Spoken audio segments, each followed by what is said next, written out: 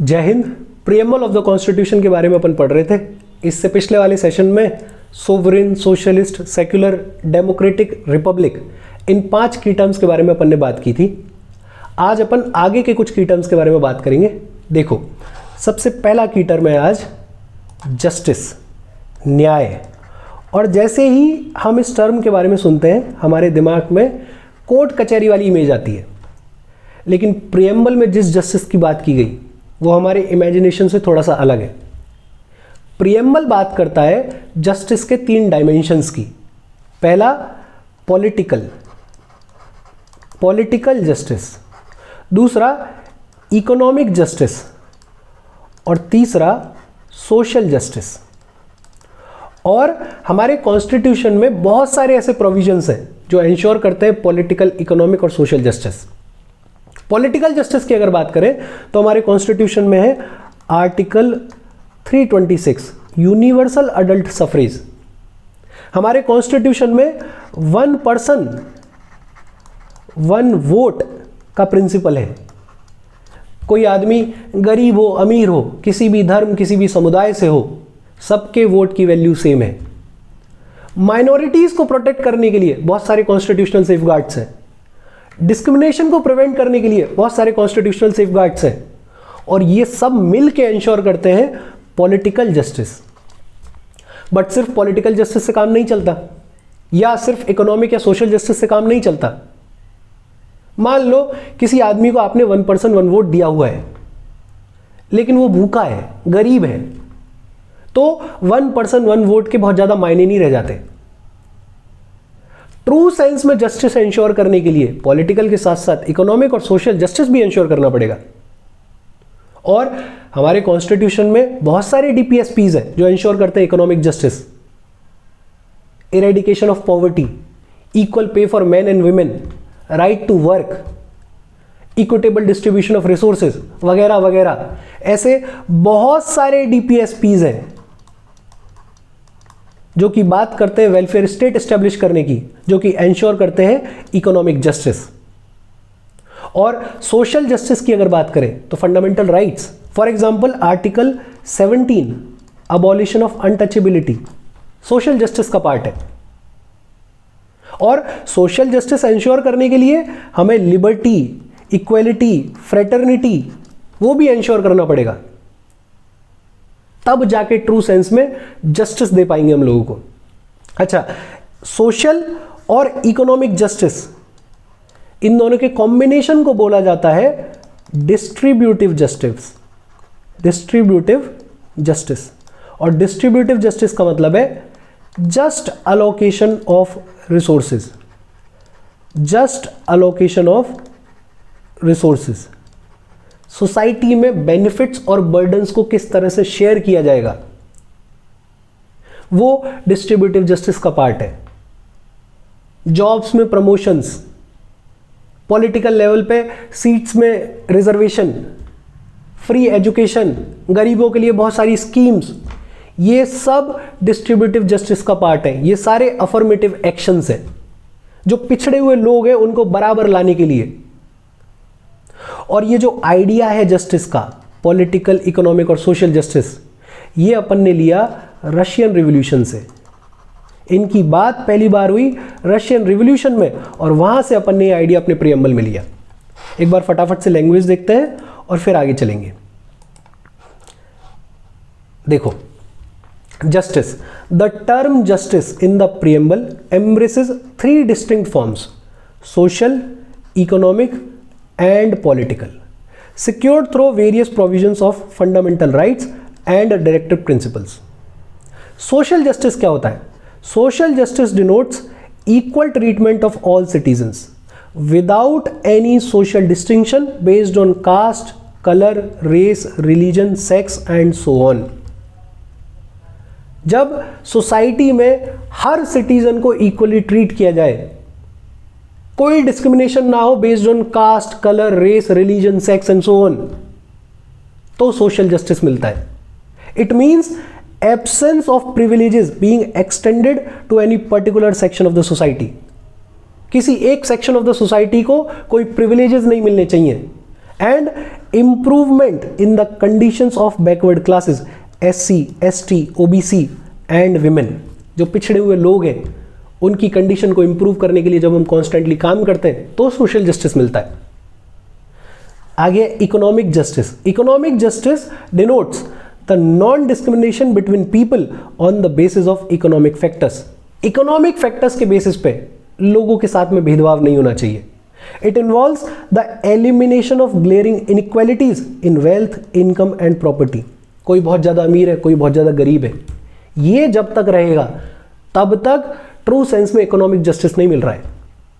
हमें कॉन्स्टेंटली काम करना चाहिए इस गैप को ब्रिज करने के लिए। The combination of social justice and economic justice denotes what is known as distributive justice. इन दोनों के कॉम्बिनेशन को बोलते हैं डिस्ट्रीब्यूटिव जस्टिस, जैसे अपन ने बात की। आगे पॉलिटिकल जस्टिस। पॉलिटिकल जस्टिस का मतलब क्या है? Political justice implies that all citizens should have equal political rights, equal access to all political offices and equal voice in the government. सबको इक्वल पॉलिटिकल राइट्स हो, सबके लिए पब्लिक पॉलिटिकल ऑफिसेज खुले हों, सबकी बराबर आवाज हो गवर्नमेंट में, तब पॉलिटिकल जस्टिस इंश्योर किया जाता है। और ये जो आइडियल्स हैं जस्टिस के, सोशल, इकोनॉमिक एंड पॉलिटिकल, ये कहाँ से लिए गए? रशियन रिवॉल्यूशन से। ये बात हुई जस्टिस की। अगला टर्म है लिबर्टी। लिबर्टी का मतलब है एब्सेंस ऑफ रिस्ट्रेंट्स। एक तो किसी भी सोसाइटी के सिविलाइज्ड और ट्रू सेंस में डेवलप होने के लिए लिबर्टी बेहद इंपॉर्टेंट है।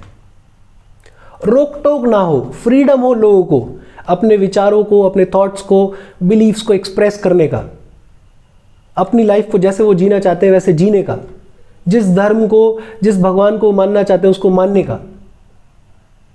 लेकिन मजे की बात यह है, जब हम फंडामेंटल राइट्स पढ़ेंगे तो अपन देखेंगे कि लिबर्टी एब्सोल्यूट नहीं होती, क्वालिफाइड है। ऐसा नहीं है कि आप जो चाहो वो कर सकते हो, कुछ रेस्ट्रिक्शंस है। आप ऐसे रोड पे घूम के पब्लिक ऑर्डर को डिस्टर्ब नहीं कर सकते हो, लॉ एंड ऑर्डर को ब्रेक नहीं कर सकते हो जस्ट बिकॉज आपका मन कह रहा है। तो लिबर्टी के साथ साथ कुछ रेस्ट्रिक्शंस भी हैं। Liberty is not absolute, it is qualified. Language देखो, the term liberty means the absence of restraints on the activities of individuals and at the same time providing opportunities for the development of individual personalities. कोई रोक टोक नहीं और सबको opportunities हो अपनी personality को develop करने के लिए। The preamble secures to all citizens of India liberty of thought, expression, belief, faith and worship through their fundamental rights enforceable in the court of law in case of violation. Fundamental rights के through liberty ensure की जाती है, और अगर fundamental rights को कोई violet कर रहा है तो आप कोर्ट जा सकते हो डायरेक्टली। आगे देखो, liberty as elaborated in the preamble is very essential for the successful functioning of the Indian democratic system. किसी भी डेमोक्रेसी के लिए बड़ा इंपॉर्टेंट चीज है लिबर्टी। आगे देखो, however liberty does not mean license to do whatever one likes and has to be enjoyed within the limitations mentioned in the constitution itself। ऐसा नहीं है कि जो चाहो वो कर सकते हो, कुछ लिमिटेशंस है। फंडामेंटल राइट्स जब अपन पढ़ेंगे तो पढ़ेंगे अपन कि क्या क्या रेस्ट्रिक्शंस है, कैसी कैसी रेस्ट्रिक्शंस है। In brief, the liberty conceived by the preamble और fundamental rights is not absolute, बेहद important line, but qualified. Absolute नहीं है, क्वालिफाइड है। और ये जो आइडियल्स है, लिबर्टी, इक्वालिटी, फ्रेटर्निटी, ये हमने कहां से लिए? फ्रेंच रिवॉल्यूशन से। इनकी बातचीत सबसे पहली बार हुई फ्रेंच रिवॉल्यूशन में, और आइडियाज अच्छे थे तो अपन ने फ्रेंच रिवॉल्यूशन से ideas of liberty, equality and fraternity अपने प्रियम्बल में ऐड किए। अगला टर्म है इक्वालिटी, समानता।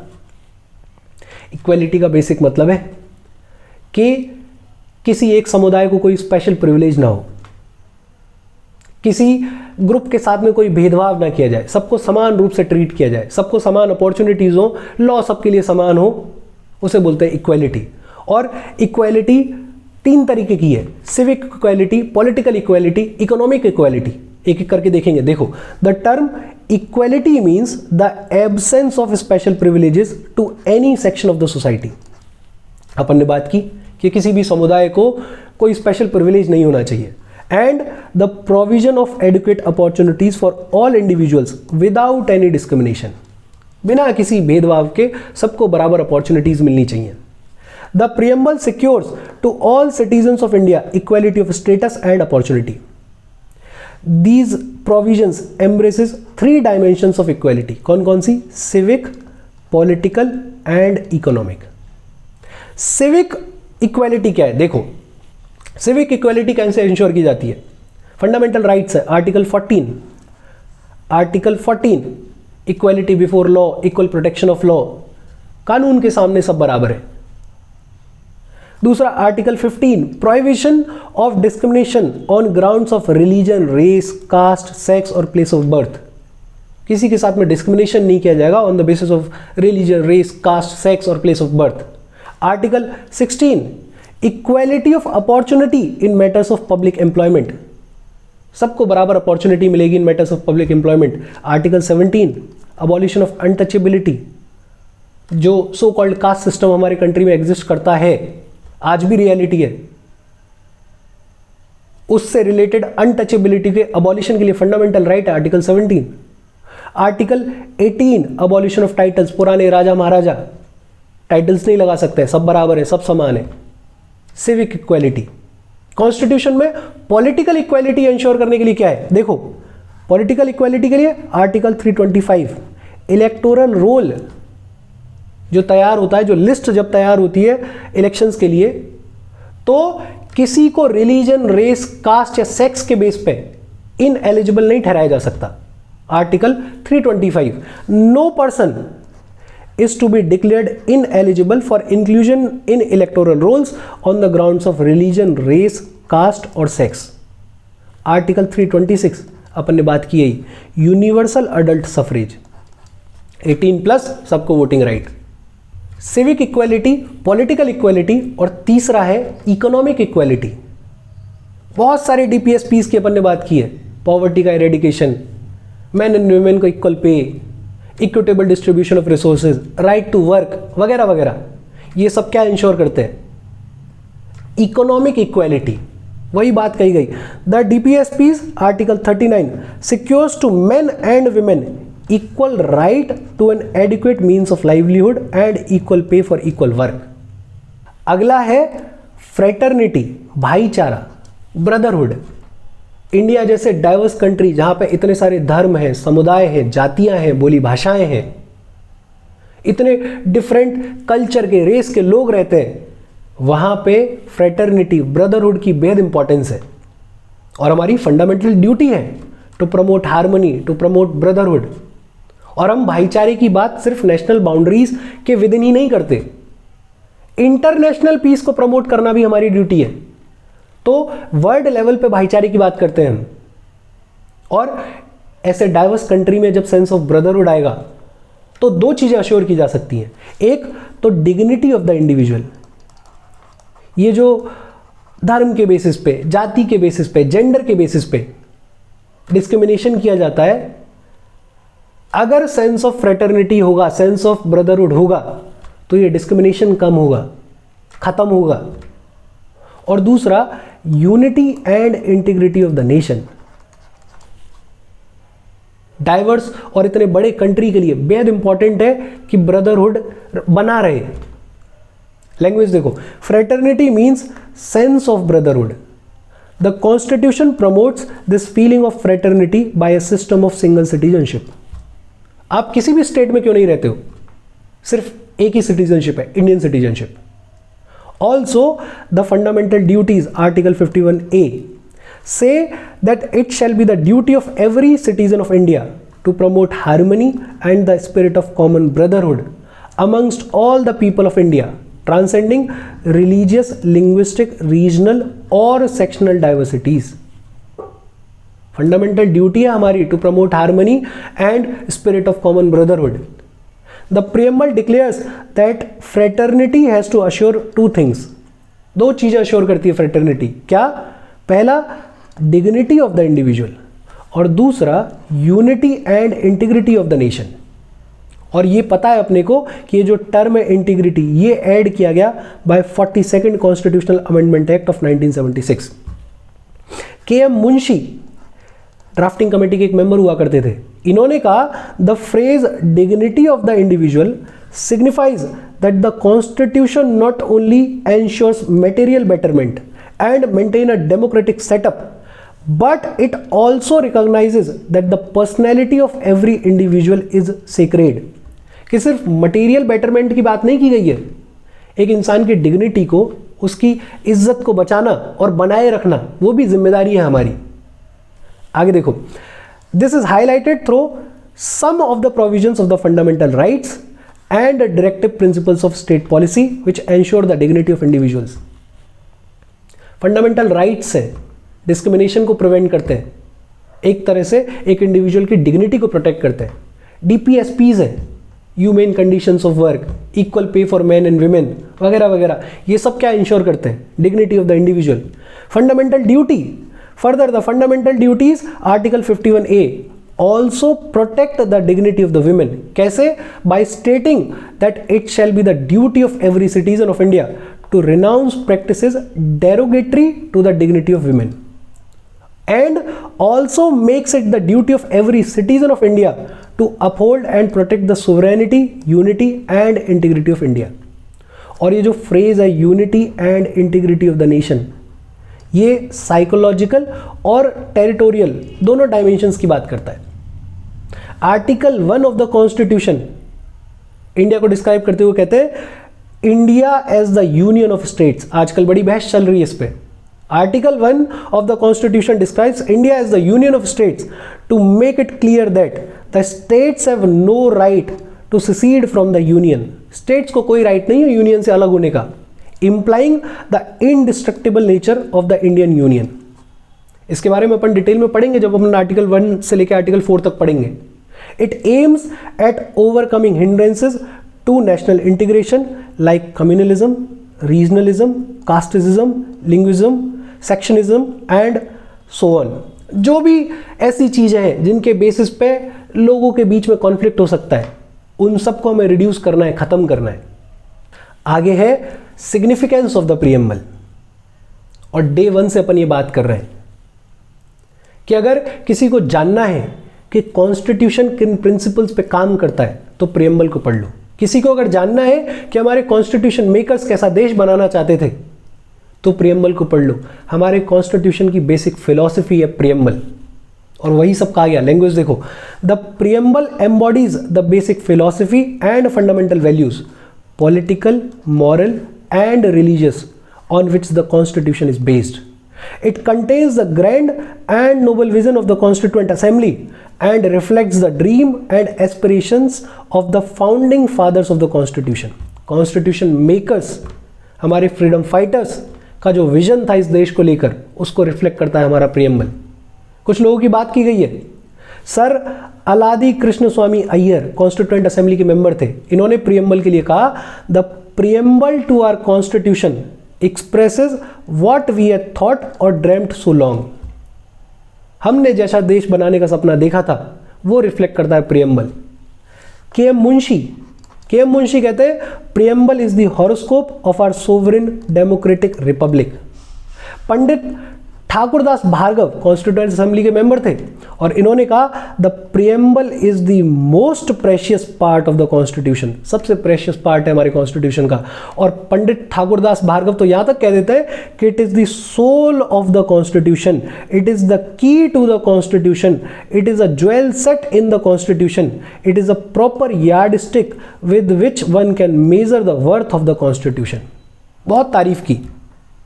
इसके अलावा sir Ernest Barker English political scientist थे, और इनको प्रीएम्बल इतना पसंद आया कि इन्होंने एक किताब लिखी principles of social and political theory, और इसके ओपनिंग टेक्स्ट में इन्होंने हमारे प्रीएम्बल को हूबहू कॉपी करके रखा। M Hidayatullah former chief justice of India हैं, इकलौते ऐसे चीफ जस्टिस ऑफ इंडिया हैं जो कि जिन्होंने कि एक्टिंग प्रेसिडेंट की तरह से काम किया, और इन्होंने कहा preamble resembles the Declaration of Independence of the United States of America, but is more than a declaration. Resemble करता है, लेकिन मीनिंग अगर देखा जाए, भाव अगर देखा जाए, तो बहुत ज़्यादा है. It is the soul of our constitution which lays down the pattern of our political society. It contains a solemn resolve which nothing but a revolution can alter. ये हुआ प्रीएम्बल के की टर्म्स के बारे में. इसके आगे वाला अगले सेशन में पढ़ेंगे. यहां तक कोई डाउट है तो please comment. Thank you very much.